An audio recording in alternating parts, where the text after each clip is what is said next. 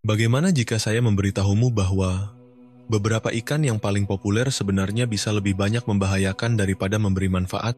Setelah usia 60 tahun, tubuh tidak lagi membuang racun seperti sebelumnya. Sistem kekebalan melemah, dan hati serta ginjal harus bekerja 2 kali lebih keras. Hal itu membuatmu lebih rentan terhadap zat-zat berbahaya seperti merkuri, logam berat, dan residu kimia yang seringkali tersembunyi tepat di sana, di piring ikanmu. Dan yang terburuk adalah, tidak ada yang memberitahumu. Kebanyakan orang tetap memakannya, tanpa tahu kerusakan yang ditimbulkannya.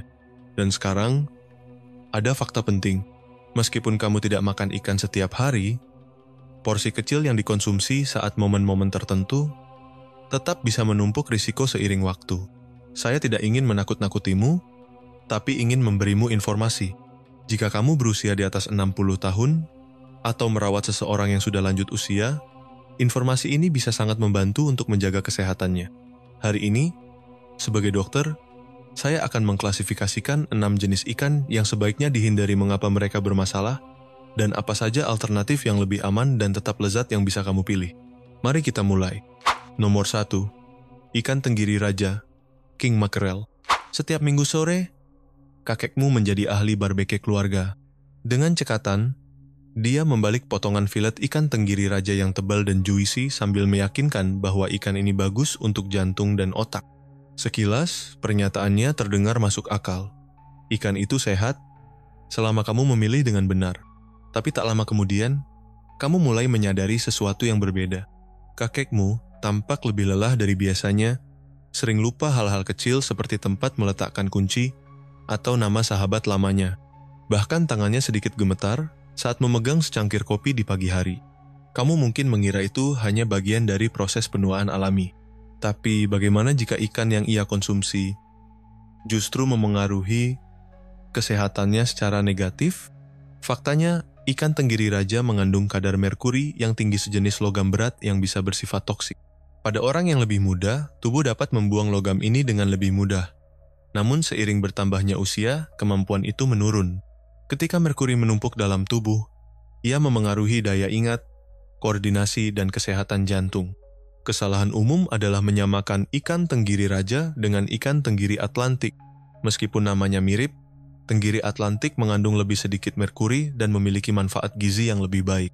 Sebaliknya, ikan tenggiri raja menyimpan risiko tersembunyi di balik rasanya yang menggoda.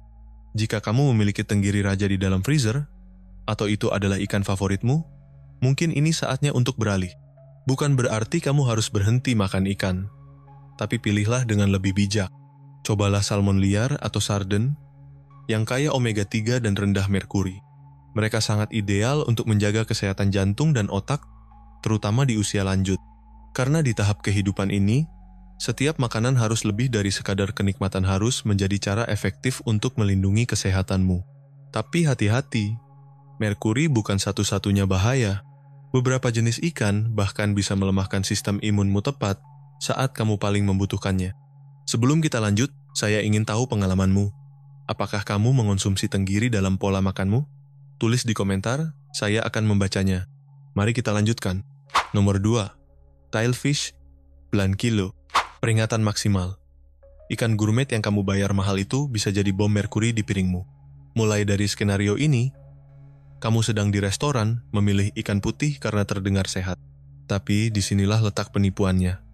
Bisa jadi itu adalah Blanquilo dari Teluk Meksiko, spesies ikan dengan kadar merkuri lebih tinggi daripada hiu dan 2 kali lipat dari ikan tenggiri raja. Dan kamu mungkin bertanya-tanya, kenapa itu berbahaya? Faktanya, merkuri tidak bisa dikeluarkan dari tubuh yang menumpuk, menjadi racun yang bekerja secara perlahan. Tanda-tanda awalnya adalah sulit berjalan lurus, sering lupa, tangan sering mati rasa tanpa sebab. Beberapa tahun kemudian, penelitian menunjukkan bahwa merkuri mempercepat Alzheimer dan mengurangi konsentrasi hingga 40%. Ikan ini dijual dengan label ikan pilihan atau khusus koki, dengan harga tinggi untuk membangun kepercayaan. Kesalahan besar. Produk premium tidak selalu berarti aman. Kamu harus berani bertanya, jenis ikan putih apa ini secara spesifik? Jika kamu mendengar kata tilefish atau Blanquilo, segera batalkan pesananmu dengan sopan. Sebagai gantinya, mintalah cod ikan cod atau haddock eglefino keduanya memiliki tekstur lembut yang sama, nutrisi yang mirip, namun hampir tanpa merkuri. Keduanya juga mengandung selenium, mineral yang berfungsi sebagai penawar alami terhadap racun merkuri. Banyak restoran bahkan tidak tahu risiko nyata dari menyajikan blanquillo. Setiap porsi tilefish yang kamu makan sama saja dengan menyuntikkan timbal cair ke dalam neuron otakmu.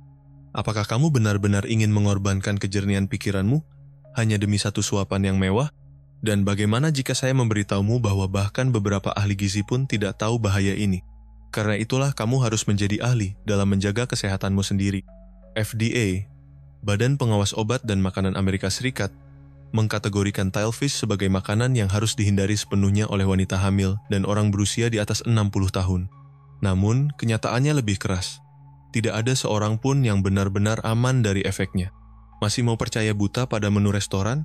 Satu hal yang belum saya sebutkan video ini dibagi menjadi beberapa bab agar kamu bisa menavigasinya dengan mudah.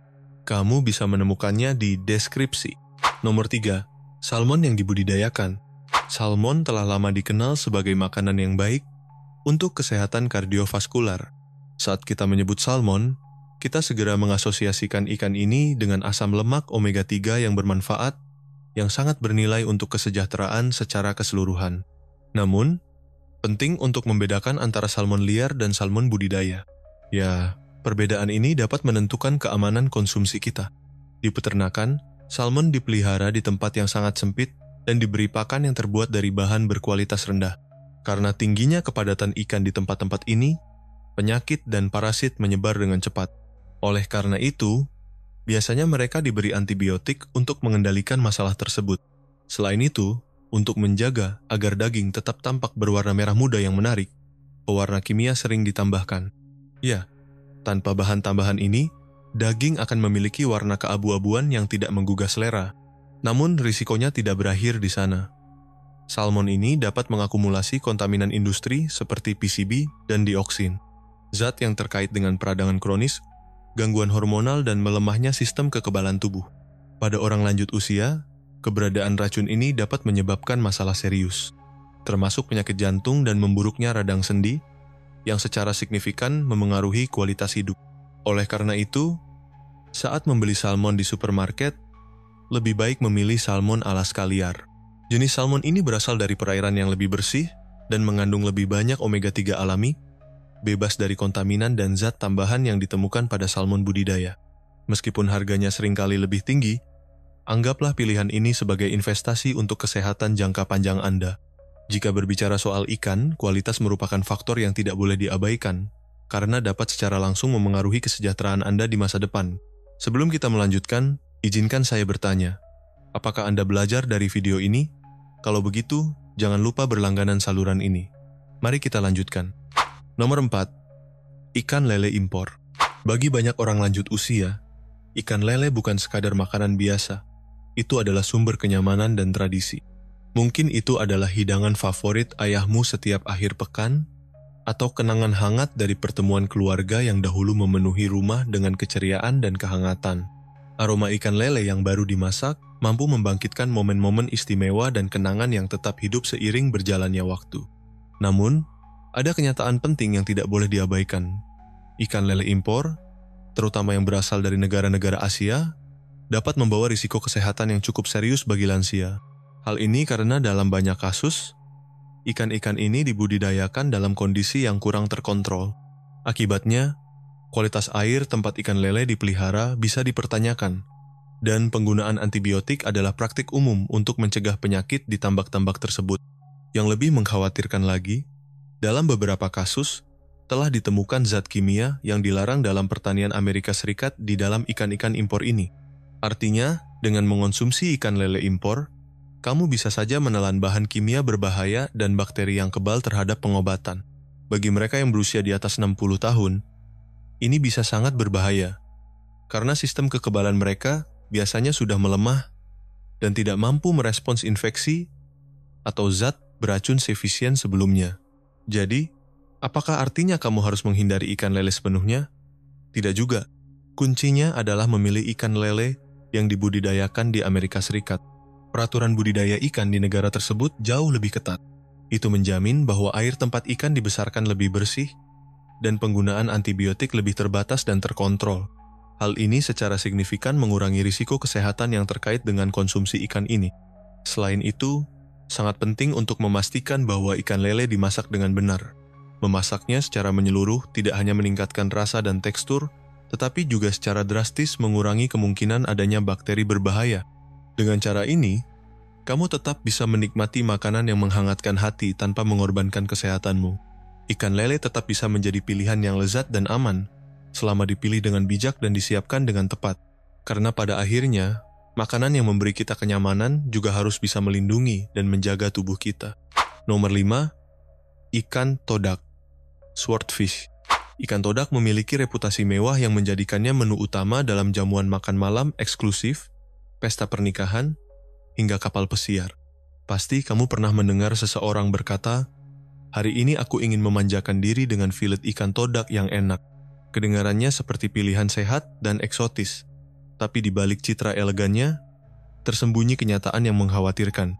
Ikan ini adalah salah satu predator terbesar di laut, dan justru karena itu ia menghabiskan bertahun-tahun memakan ikan-ikan kecil yang sudah mengandung merkuri. Akibatnya, merkuri pun terakumulasi dalam dagingnya dalam jumlah yang sangat tinggi. Jadi, ketika kamu makan ikan todak, kamu mengonsumsi konsentrasi tinggi dari logam berat yang bersifat racun ini. Masalah ini menjadi semakin parah karena seiring bertambahnya usia, tubuh tidak lagi seefektif dulu dalam membuang racun seperti merkuri. Hal ini menyebabkan logam tersebut menumpuk di organ-organ penting seperti ginjal, sistem saraf, dan otak, menyebabkan kerusakan yang seringkali tak terlihat pada awalnya. Namun seiring waktu, dampaknya muncul sebagai tremor, gangguan saraf, dan penurunan fungsi kognitif. Dan sekarang, mungkin kamu bertanya, apakah memasak bisa menghilangkan merkuri? Tidak, ini kesalahan umum. Banyak orang mengira bahwa memasak ikan akan menghilangkan toksinnya, tapi merkuri tidak menguap dan tidak hancur karena panas. Baik dimakan mentah, dipanggang, atau digoreng, merkuri tetap ada di dalam dagingnya, dan risiko terhadap kesehatan tetap tinggi. Baru-baru ini, Sistem Peringatan Cepat untuk Makanan dan Pakan, RASFEF, bersama Otoritas Kesehatan Eropa, mengeluarkan peringatan tentang ikan todak yang mengandung merkuri melebihi batas hukum Uni Eropa. Dalam beberapa sampel, kandungan merkuri mencapai 1,8 mg/kg, padahal batas maksimumnya hanya 1 mg. Kandungan tinggi ini memaksa penarikan segera produk ikan todak di beberapa negara, termasuk Spanyol dan Italia. Langkah ini diambil untuk melindungi konsumen dari efek neurologis dan kerusakan pada organ vital seperti ginjal dan hati, terutama pada kelompok rentan seperti wanita hamil dan anak-anak. Jika kamu menyukai filet ikan, cobalah alternatif seperti ikan trout atau polok abadejo. Ikan-ikan ini sama bergizinya, mengandung jauh lebih sedikit merkuri, dan lebih mudah diproses oleh tubuh, terutama organ yang sudah melemah karena usia. Sebelum kita lanjut, saya ingin bertanya, apakah kamu belajar sesuatu dari video ini? Kalau ya, jangan lupa berlangganan channel ini. Mari kita lanjutkan. Nomor 6. Tuna sirip biru, bluefin tuna. Mungkin mengejutkan bagi banyak orang, tetapi tuna bukanlah satu jenis makanan yang seragam. Ada perbedaan penting antara setiap varietasnya. Tuna ditemukan dalam berbagai hidangan seperti sushi, steak panggang, atau dalam bentuk kalengan praktis yang sudah dikenal semua orang. Namun, tidak semua jenis tuna itu sama, dan hal ini berdampak langsung pada kesehatan kita. Sebagai contoh, tuna sirip biru sangat dihargai dalam dunia kuliner mewah dan dalam penyajian sushi, seperti halnya ikan todak. Tuna sirip kuning, yellowfin, juga berada di puncak rantai makanan laut, yang berarti ia mengakumulasi kadar merkuri yang tinggi dalam tubuhnya. Ini sudah menjadi alasan yang cukup untuk dikhawatirkan. Namun kondisinya menjadi lebih serius karena tuna ini sering dikonsumsi dalam keadaan mentah. Mengapa ini berbahaya? Karena makan ikan mentah tidak hanya meningkatkan paparan merkuri, tetapi juga meningkatkan risiko infeksi bakteri dan parasit. Risiko ini sangat penting diperhatikan oleh lansia, karena sistem kekebalan tubuh mereka biasanya sudah melemah dan lebih rentan terhadap ancaman-ancaman ini. Kebingungan sering terjadi karena banyak orang mengira semua tuna itu sama. Padahal, tuna bigeye, patudo, termasuk dalam daftar ikan yang harus dihindari karena kandungan merkurinya yang tinggi. Sebaliknya, tuna skipjack, yang biasa ditemukan dalam bentuk light tuna kalengan, memiliki kadar merkuri yang jauh lebih rendah. Jika kamu menyukai tuna, kamu tidak perlu benar-benar menghilangkannya dari pola makanmu. Namun, sangat penting untuk memilihnya dengan bijak. Rekomendasinya adalah memilih tuna kalengan jenis light dan membatasi konsumsinya tidak lebih dari 2 porsi per minggu. Selain itu, sebisa mungkin konsumsi tuna yang dimasak, bukan mentah. Langkah-langkah sederhana ini bukan sekadar detail kecil ini bisa mencegah komplikasi kesehatan jangka panjang. Setiap jenis ikan membawa risiko spesifik bagi kesehatan kita, bisa jadi karena akumulasi merkuri berlebihan, kehadiran bakteri berbahaya, atau metode budidaya yang tidak terpercaya. Tapi di luar semua data teknis ini, yang benar-benar penting adalah satu hal, melindungi kualitas hidup kita. Sangat menyakitkan melihat orang terkasih mengalami infeksi berulang atau penurunan fungsi kognitif secara perlahan. Dan saat kita mencurigai bahwa pola makan mungkin berperan, bahkan sedikit saja, rasa frustrasi muncul karena justru disinilah kita bisa bertindak langsung. Kuncinya adalah melakukan penyesuaian kecil, tapi berdampak besar dalam jangka panjang. Kabar baiknya, kamu tidak harus menghilangkan ikan dari dietmu. Justru, ikan tetap menjadi sumber nutrisi penting selama kita belajar memilihnya dengan bijak. Apa yang dulu dianggap aman beberapa dekade lalu, kini bisa jadi bukan pilihan terbaik, karena perubahan dalam pertanian industri, peningkatan polusi, dan kompleksitas rantai pasok global. Oleh karena itu, saya mengajak kamu melakukan sesuatu yang sederhana malam ini. Buka kulkasmu dan periksa ikan yang kamu simpan.